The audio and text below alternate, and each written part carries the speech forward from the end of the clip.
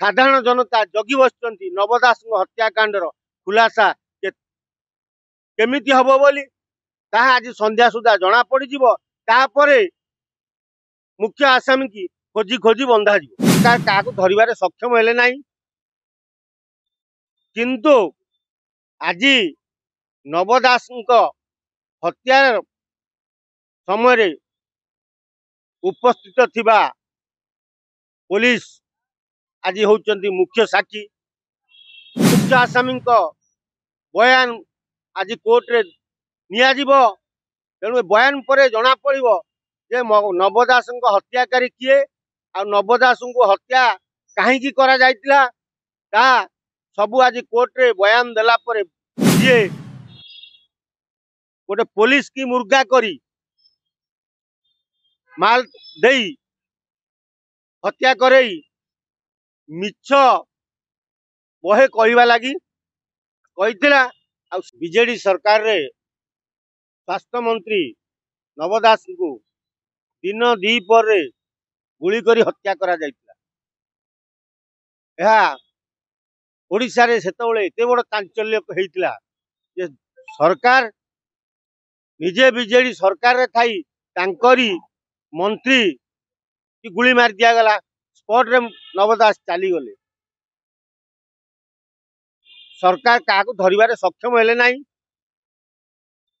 किंतु आज नव दास हत्या समय उपस्थित थिबा पुलिस आज होउचंती मुख्य साक्षी प्रद्युम्न स्वाई जे मुख्य साक्षी आज। तेणु निश्चय नव दास हत्यार रहस्य खोलिब बोली ओडिशावासी आशा करुचंती। आ प्रद्युम्न स्वाई कौन सत्यासत्य सेतबेले देखिथिले सी ही आज कोर्ट रे ताकू प्रकाश करिवे। तेणु जदि नव दास हत्यार रहस्य खोले ताहले से नेब बीजेपी सरकार। बीजेपी सरकार आसिला परे नव दास हत्याकांड खोलिची। तेणु मुख्य आसामी बयान आज कोर्ट रे निया जीवो। तेणु बयान पर जना पड़िबो जे नव दास हत्याकारी किए आ नव दास को हत्या कहीं करा जायतिला ता सबू आज कोर्ट रे बयान देला परे पदा को आसीबो। पदा को आसिला परे जना पड़िबो जे कहीं नव दास को हत्या करा। नव दास हत्या पते कार हाथ था किए से मुख्य आसामी जी गोटे पुलिस की मुर्गा करी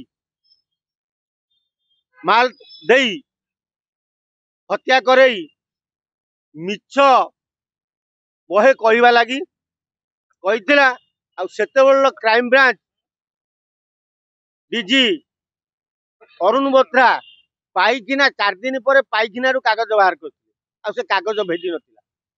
तेणु जहाँ सेतेबेले बाहरी था ताकू एभली भाव में घांटी गोलई देले ताहा लुकायित होई रही जाइतिला। आज जो गुरुत्वपूर्ण बयान देवे प्रद्युम्न स्वाई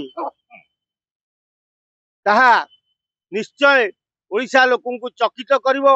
आ ओडिशार साधारण जनता जगी बसुंट नव दास हत्याकांडर खुलासा केमिति हबो बोली ताहा आज संध्या सुधा जना पड़िजिवो। तापरे मुख्य आसामी की खोजी खोजी बंधा जीवो।